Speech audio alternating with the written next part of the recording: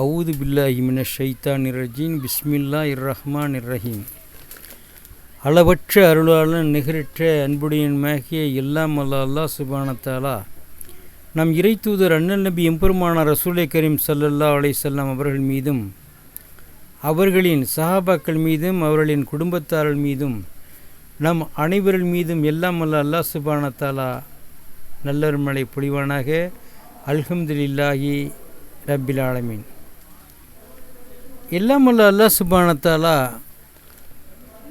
இந்த புனிதமிக்க ரஜப் மாதம், ஷாபான் மாதம், ரமதான் மாதத்தில் நாம் நல்ல பல அமல்களை செய்து அல்லாஹ்வுடைய திருப்பொருத்தத்தை அடைய இன்ஷா அல்லாஹ் எல்லாம் அல்ல அல்லாஹ் சுப்ஹானஹு வ தஆலா நமக்கு ரமதானுடைய 30 நோன்பையும் வைக்கக்கூடிய பாக்கியத்தை எல்லாம் அல்ல அல்லாஹ் சுப்ஹானஹு வ தஆலா எனக்கும் உங்களுக்கும் உலக முஃமினான முஸ்லீம்கள் அனைவர்களுக்கும் கிடைக்க எல்லாம் அல்ல அல்லாஹ் சுப்ஹானஹு வ தஆலா கிருபை செய்வானாக. அல்ஹம்துலில்லாஹி ரப்பில் ஆலமீன். அஸ்ஸலாமு அலைக்கும் வ ரஹ்மத்துல்லாஹி தஆலா வ பரகாத்துஹு.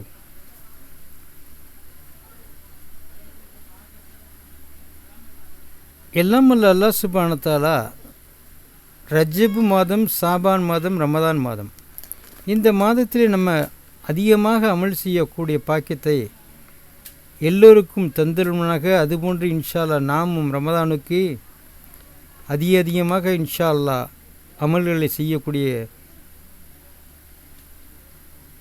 காரியத்திற்கு நாம் தயார் செய்து வைத்துக் கொள்வோம். அண்ணல் நபி எம்பெருமானார் ரசூலே கரீம் ஸல்லல்லாஹு அலைஹி வஸல்லம் அவர்கள் ஷாபான் மாதமே அதிகமாக நோன்பு நோற்றார்கள். அண்ணல் நபி எம்பெருமானார் ரசூலே கரீம் ஸல்லல்லாஹு அலைஹி வஸல்லம் அவர்கள் ஷாபான் மாதமே அதிகமாக நோன்பு நோற்றார்கள். ரமதான் ஒரு கேடயம். நன்மைகளை கொள்ளையடிக்கும் ஒரே மாதம் ரமதான் மாதமாகும். சொர்க்கத்தில் உள்ள 8 வாசல்களில் அல் ரய்யான் என்ற வாசலில் நோன்பாளிகளை தவிர வேறு யாரும் நுழைய முடியாது. ஒவ்வொரு சமுதாயத்திற்கும் நம்பிக்கைக்குரிய ஒருவர் உண்டு. ஆனால் நம்முடைய சமுதாயத்திற்கு ஒரு நம்பிக்கைக்குரியவர் யார் என்று சொன்னார், அபு உபைதா இப்னு அல் ஜர்ரார் ரலியல்லாஹு அன்ஹு அவர்கள் என்று அண்ணல் நபி எம்பெருமானார் ரசூலே கரீம் ஸல்லல்லாஹு அலைஹி வஸல்லம் அவர்கள் கூறினார்கள். ஒவ்வொரு சமுதாயத்திற்கும் ஒரு நம்பிக்கையான ஒருவர் உண்டு. நம்முடைய சமுதாயத்திற்கு நம்பிக்கைக்குரியவர் அபு உபைதா இப்னு அல் ஜர்ரார் ரலியல்லாஹு அன்ஹு அவர்கள் என்று நம் இறை தூதர் அண்ணல் நபி எம்பெருமானார் ரசூலே கரீம் ஸல்லல்லாஹு அலைஹி வஸல்லம் அவர்கள் கூறினார்கள். அல்ஹம்துலில்லாஹ். நீர் அருந்தும் முறை. அண்ணல் நபி எம்பெருமானார் ரசூலே கரீம் ஸல்லல்லாஹு அலைஹி வஸல்லம் அவர்கள் சொன்னார்கள், நீங்கள் நீர் அருந்தினால் ஒட்டகம் அருந்துவதைப் போன்று ஒரே மூச்சாக அருந்த வேண்டாம். 3 முறையாக நிறுத்தி நீர் அருந்துங்கள். நீர் அருந்தும்போது நின்று கொண்டு நீர் அருந்தாதீர்கள் என்று கூறினார்கள்.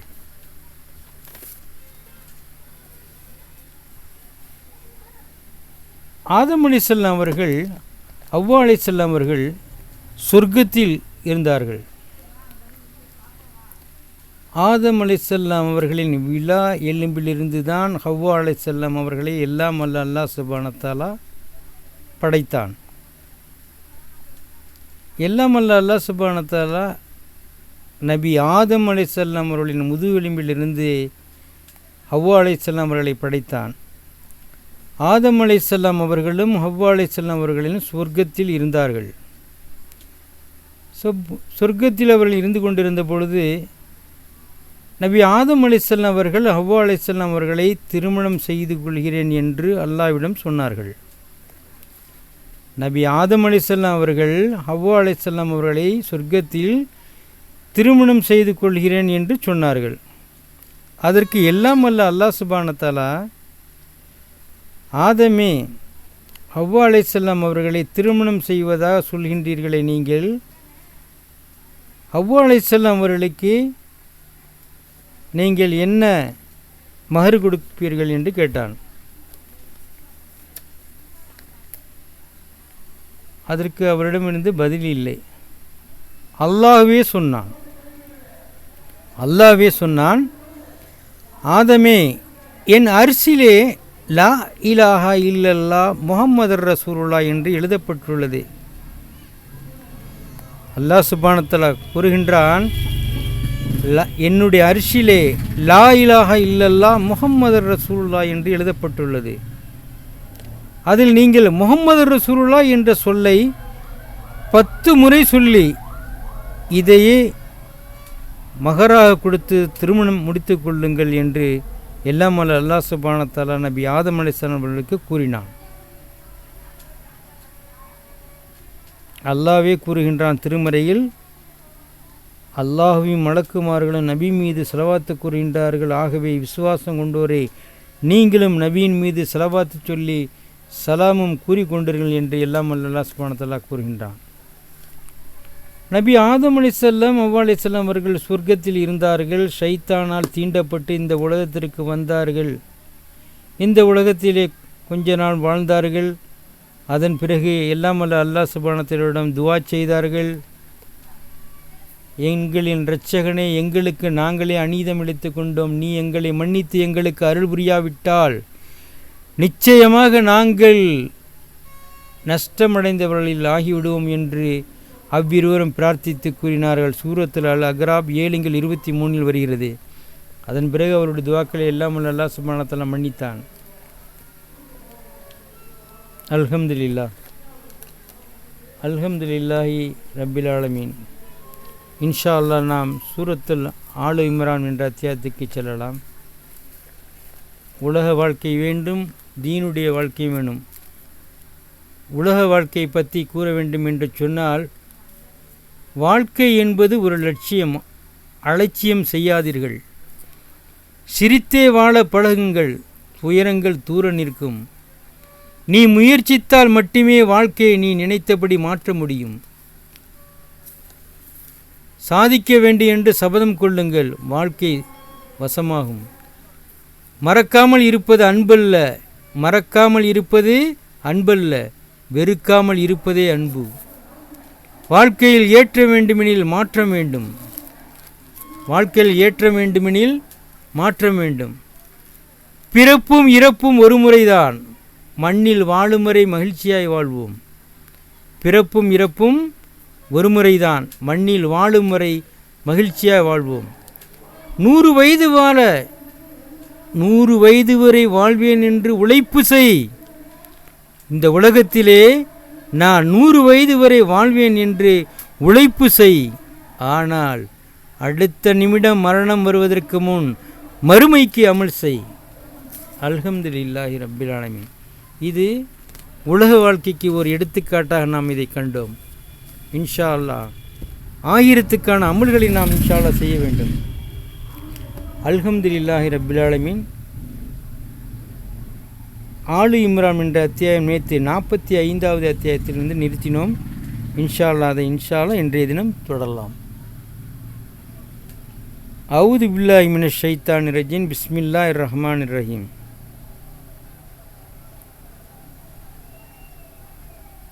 மேலும் மரியமிடம் மலக்குகள், மரியமே, நிச்சயமாக அல்லாஹ் தன்னிடமிருந்து ஆகு என்ற ஒரு வார்த்தையை கொண்டு உனக்கு ஒரு மகவை அளிக்க நன்மராயம் கூறுகிறான். அவரின் பெயர் மசீஹி, மரியமுடைய மகன் ஈசா என்பதாகும். அவர் இம்மையிலும் மறுமையிலும் மிக்க அந்தஸ்தையுடையவராகவும் இரட்சகனுக்கு மிக்க நெருங்கியவரில் ஒருவராகவும் இருப்பார் என்று கூறியபோது, அவர் தொட்டிலில் குழந்தையாக இருக்கும் பொழுது தன் தாயின் பரிசுத்த தன்மை பற்றியும் தன் நபித்துவத்தை பற்றியும் பருவ வயதிலும் மனிதர்களுடன் பேசுவார், இன்னும் நல்லொழுக்கமுடையோரில் உள்ளவராகவும் இருப்பார் என்றும் கூறினார்கள். அதற்கு மரியம், என் இரட்சகனே, எந்த ஒரு மனிதருமே என்னை தீண்டாதிருக்க எனக்கு எவ்வாறு ஒரு மகன் உண்டாக முடியும் என்று கூறினாள். அதற்கு அவ்வாறே அல்லாஹ் தான் நாடியதை படைக்கிறான்.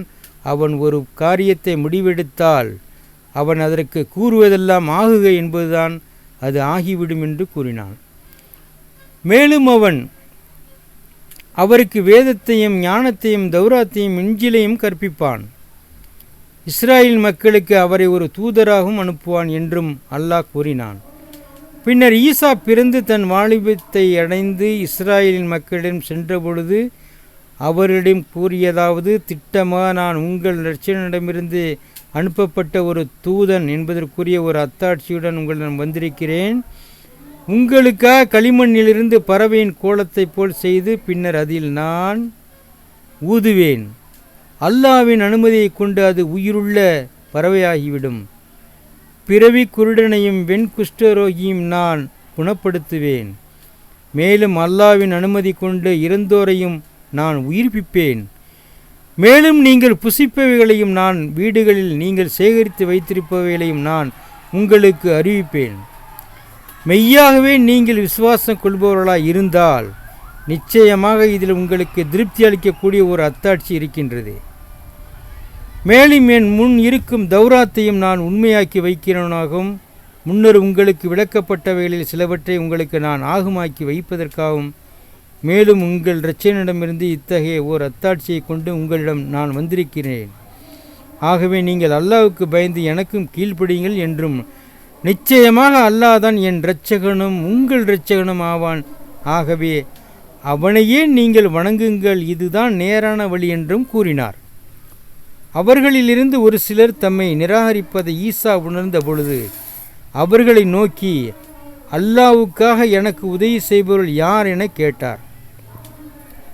அதற்கு அவருடைய சீடர்கள், நாங்கள் அல்லாஹ்வுடைய உதவியாளர்கள், அல்லாஹ்வை நாங்கள் விசுவாசிக்கின்றோம், நிச்சயமாக நாங்கள் முற்றிலும் அவனுக்கு கீழ்ப்படிந்த முஸ்லிம்கள் என்பதாகவும் நீர் சாட்சி கூறுகிறாய் என்று கூறினார்கள். எங்கள் இரட்சகனே, நீ இவருக்கு இறக்கி வைத்த வேதத்தை நாங்கள் விசுவாசிக்கின்றோம், உன்னுடைய தூதரையும் நாங்கள் பின்பற்றி நடக்குகின்றோம். ஆதலால் சத்தியத்திற்கு சாட்சி கூறுபவருடன் எங்களையும் நீ பதிவு செய்து கொள்வாயாக என்று சீடர்கள் பிரார்த்தித்தார்கள். மேலும் ஈசாவை நிராகரித்த அவர்கள் அவரை கொலை செய்ய சதி செய்தார்கள். எனினும் அல்லாஹ் அவரை இரட்சித்து கொண்டு தங்களில் ஒருவனையே அவர்கள் கொலை செய்து விடும்படி அல்லாஹுவும் அவர்களுக்கு சதி செய்து விட்டான். இன்னும் அல்லாஹ் சதி செய்பவர்களில் சதியை முறியடித்து கூலி கொடுப்பவர்களில் மிகச் சிறந்தவன். ஈசாவை நோக்கி, ஈசாவை, நிச்சயமாக நான் உம்மை கைப்பற்றி கொள்பவனாகவும் உம்மை என்னளவில் உயர்த்தி கொள்பவனாகவும் நிராகரிப்போரின் அவதூறிலிருந்து உம்மை பரிசுத்தமாக்கி வைப்பவனாகவும் உம்மை பின்பற்றுவோரை நிராகரிப்போர் மீது மறுமை நாள் வரையில் மேலாக ஆக்குபவனாம் இருக்குகின்றேன். அதன் பின்னர் உங்களுடைய திரும்புதல் என்னிடமே இருக்கின்றது. அப்போது எதில் நீங்கள் மாறுபட்டவர்களாக இருந்தீர்களோ அதில் நான் உங்களுக்கிடையில் தீர்ப்பளிப்பேன் என்று அல்லாஹ் கூறியதை நினைவு கூறுவீராக. ஆகவே உம்மை நிராகரிக்கின்றார்களே, அத்தகையோர் அவர்களை நான் இம்மையிலும் மறுமையிலும் கடினமான வேதனையாக வேதனை செய்வேன். அன்றியும் அவர்களுக்கு உதவி செய்வோர் எவரும் இல்லை. மேலும் விசுவாசித்து நற்கர்மங்களையும் செய்கின்றார்களே, அத்தகையோர் அவர்களின் நற்கூலியை அவர்களுக்கு பரிபூர்ணமாக அல்லாஹ் அளிப்பான். மேலும் அல்லாஹ் அநியாயக்காரர்களை நேசிக்க மாட்டான்.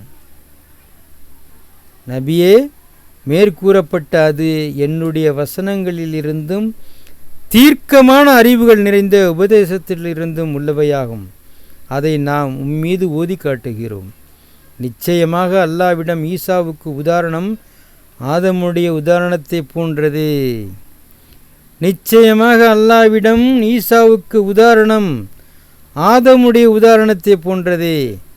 அவன் அவரை மண்ணால் படைத்து பின் அதற்கு மனிதனாக ஆகுக என்று கூறினான். அவர் அவ்வாறு ஆகிவிட்டார். நிச்சயமாக அல்லாஹ்விடம் ஈசாவுக்கு உதாரணம் ஆதமுடைய உதாரணத்தை போன்றதே. அவன் அவரை மண்ணால் படைத்து பின் அதற்கு மனிதனாக ஆகுக என்று கூறினான். அவர் அவ்வாறு ஆகிவிட்டார். நபியே, ஈசாவை பற்றிய இந்த உண்மை உமது இரட்சகனிடமிருந்துள்ளதாகும். ஆகவே இதை பற்றி சந்தேகப்படுவோரில் உள்ளவராக நீர் ஆகிவிட வேண்டாம். நபியே, இது பற்றி உண்மையான அறிவு உமக்கு வந்த பின் இதை பற்றி உம்மிடம் எவரும் தர்க்கித்தால் நீர் கூறுவீராக, வாருங்கள், எங்களுடைய புதல்வர்களையும் உங்களுடைய புதல்வர்களையும் எங்களுடைய பெண்களையும் உங்களுடைய பெண்களையும் எங்களையும் உங்களையும் அழைத்து பிறகு நாம் பிரார்த்திப்போம்.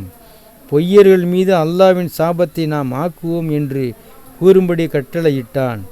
நிச்சயமாக இதுவேதான் உண்மையான சரித்திரம். அல்லாஹ்வை தவிர வேறு எந்த வணக்கத்திற்குரியவனும் இல்லை. மேலும் நிச்சயமாக அல்லாஹ் அவனே யாவரை மிகைத்தோன், தீர்க்கமான அறிவுடையவன்.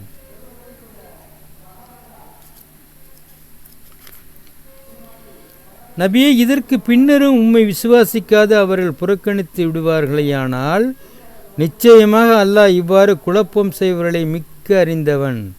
நபியே, பின்னும் அவரிடம் நீர் கூறுவீராக, வேதத்தை உடையவர்களே, எங்களுக்கும் இன்னும் உங்களுக்கும் இடையே நாம் அல்லாஹ்வை தவிர வேறொன்றையும் வணங்கக்கூடாது, நாம் அவனுக்கு யாதொன்றையும் இணையாக்கவும் கூடாது, நம்மில் சிலரை அல்லாஹ்வை என்று தெய்வங்களாக எடுத்து கொள்ளவும் கூடாது என்ற சமமானதொரு வார்த்தையின் பால் வாருங்கள்.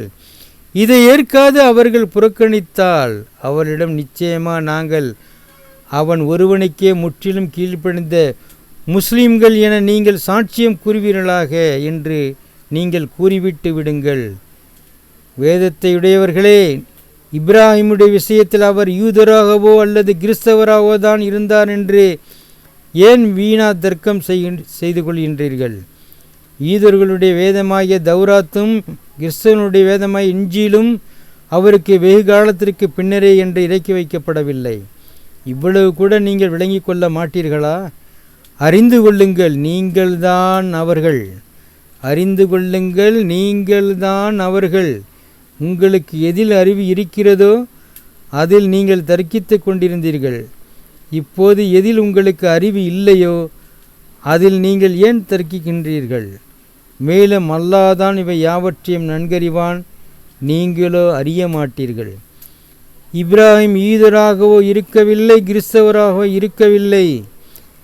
இப்ராஹிம் யூதராகவோ இருக்கவில்லை, கிறிஸ்தவராகவோ இருக்கவில்லை. எனினும் அவர் ஹனீஃபா, அசத்திய மார்க்கங்கள் அனைத்தையும் விட்டு நீங்கி சத்திய மார்க்கத்தின்பால் சார்ந்தவராக, முஸ்லீமாக, அல்லாஹ்வுக்கு முற்றிலும் கீழ்ப்படிந்தவராக இருந்தார். மேலும் அவர் இணை வைப்போரில் உள்ளவராக இருக்கவில்லை. நிச்சயமாக மனிதர்களில் இப்ராஹிமுக்கு மிக்க நெருங்கியவர் எவர் என்றால், நிச்சயமாக மனிதர்களில் இப்ராஹிமுக்கு மிக்க நெருங்கியவர் எவர் என்றால் அவரை பின்பற்றியோரும் இந்த நபியும் இவரை விசுவாசம் கொண்டார்களே அவர்களும் ஆவர். இன்னும் அல்லாஹ் விசுவாசிகளின் பாதுகாவலன். வேதத்துடையவர்களில் ஒரு கூட்டத்தார் உங்களை வழிகெடுத்து விட வேண்டுமே என்று விரும்புகின்றார்கள். அவர்கள் தங்களையே தவிர உங்களை வழிகெடுத்து விட முடியாது. இதனை அவர்கள் உணர்ந்து கொள்வதும் இல்லை. வேதத்துடையவர்களே, பல அத்தாட்சிகளை கண்கூடா கண்டவர்களாக நீங்கள் இருக்கும் நிலையில் அல்லாஹ்வுடைய வசனங்களை ஏன் நிராகரிக்கின்றீர்கள்? வேதத்துடையவர்களே, சத்தியத்தை அசத்தியத்துடன் ஏன் கலந்து விடுகிறீர்கள்? இன்னும் நீங்கள் நன்கு அறிந்து கொண்டே மெய்யை ஏன் மறைக்கின்றீர்கள்? வேதத்துடையவர்களில் ஒரு கூட்டத்தினர் தங்கள் இனத்தாரை நோக்கி, நீங்கள் விசுவாசம் கொண்டவர்களுக்கு இறக்கி வைக்கப்பட்ட இவ்வேதத்தை பகலின் துவக்கத்தில் காலையில் விசுவாசித்து அதன் முடிவில் மாலையில் அதனை நிராகரித்து விடுங்கள். இதனால் விசுவாசம் கொண்ட அவர்களும் குழப்பமடைந்து தங்கள் விசுவாசத்திலிருந்து திரும்பிவிடக்கூடும் எனவும் கூறுகின்றனர். மேலும் உங்கள் மார்க்கத்தை பின்பற்றியவர்களை தவிர மற்றவரையும் நீங்கள் நம்பாதீர்கள் என்றும் கூறுகின்றனர். இதற்கு நபியே நீர் கூறுவீராக, நிச்சயமாக நேர்வழியானது அல்லாஹ்வின் நேர்வழியேயாகும். அன்றி அவர்கள் தங்கள் இனத்தாரை நோக்கி, நீங்கள் கொடுக்கப்பட்ட வேதத்தை போன்று வேறொருவர் கொடுக்கப்படுவார் என்பதையோ அல்லது அவர்கள் உங்கள் இரட்சகன் முன்பாக வாதிப்பார்கள் அல்லது உங்களை வெற்றி கொள்வார்கள் என்பதையோ நம்பாதீர்கள் என்றும் கூறுகின்றனர். அதற்கு நபியே நீர் கூறுவீராக, பெரும் பாக்கியம் எனும் பேரொருள் நிச்சயமாக அல்லாஹ்வின் கையில்தான் இருக்குகின்றது. அதனை அவன் நாடியவர்களுக்கே கொடுக்கின்றான். இன்னும் அல்லாஹ் விசாலமானன், யாவற்றையும் நன்கறிகிறவன். வல்லாஹு வாசியுன் அலீம். அல்லாஹ்வாகிய அவன் தான் நாடியவர்களை தன் அருளுக்கு சொந்தமாக்கி கொள்கின்றான். அல்லாஹ்வாகிய அவன் தான் நாடியவர்களை தன் அருளுக்கு சொந்தமாக்கி கொள்கிறான். இன்னும் அல்லாஹ் மகத்தான பேருடையவன்.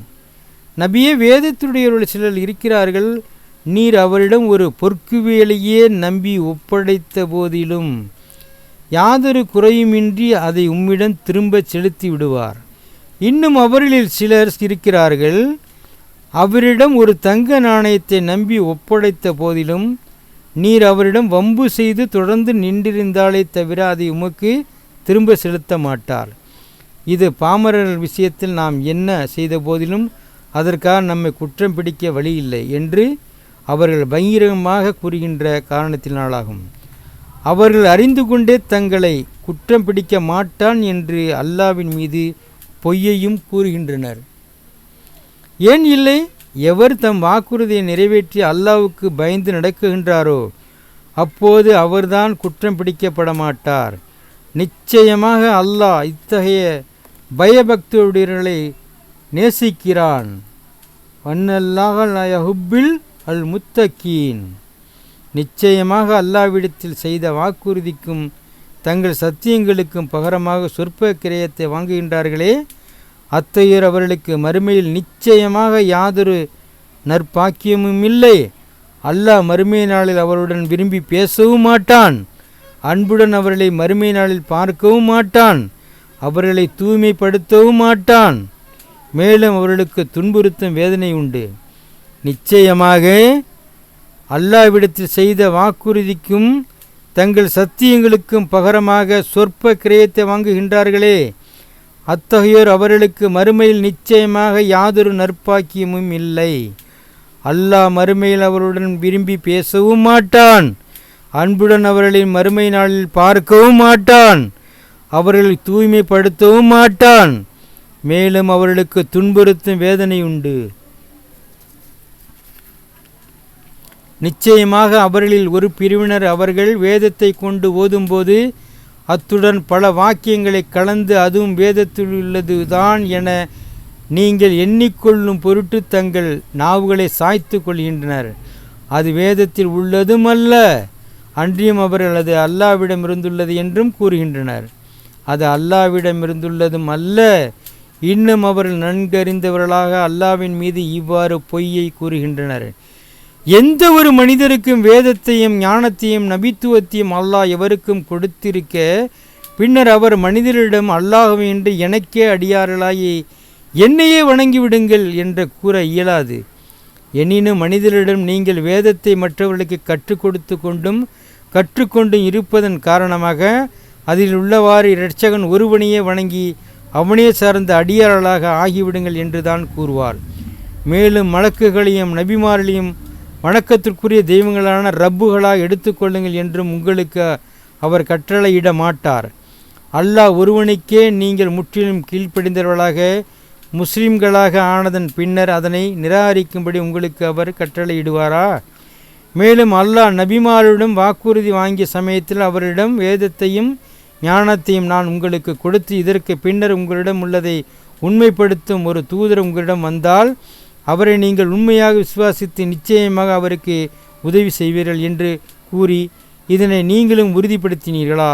இதன் மீது என்னுடைய வாக்குறுதி எடுத்து கொண்டீர்களா என்று கேட்டதற்கு அவர்கள் நாங்கள் அதனை உறுதிப்படுத்துகிறோம் என்றே கூறினார்கள். இதற்கு நீங்கள் சாட்சியாக இருங்கள், நானும் உங்களுடன் சாட்சியாளர்கள் ஒருவனாக இருக்கிறேன் என்று கூறினான். எனவே இதற்கு பின்னர் எவரேனும் புறக்கணித்தால் நிச்சயமாக அவர்கள்தான் பாவிகள். அல்ஹம்துலில்லாஹ். ஜஸக்கல்லாஹுல் ஆஜிம். அல்ஹம்துலில்லாஹ். இன்ஷா அல்லாஹ் இதனுடைய தொடர்ச்சி 83வது அத்தியாயத்தை இன்ஷா அல்லாஹ் நாளை பார்க்கலாம். உங்களிடம் விடைபெறுவது MS தீன். அஸ்ஸலாமு அலைக்கும் வ ரஹ்மத்துல்லாஹி தஆலா பரகாத்துஹு.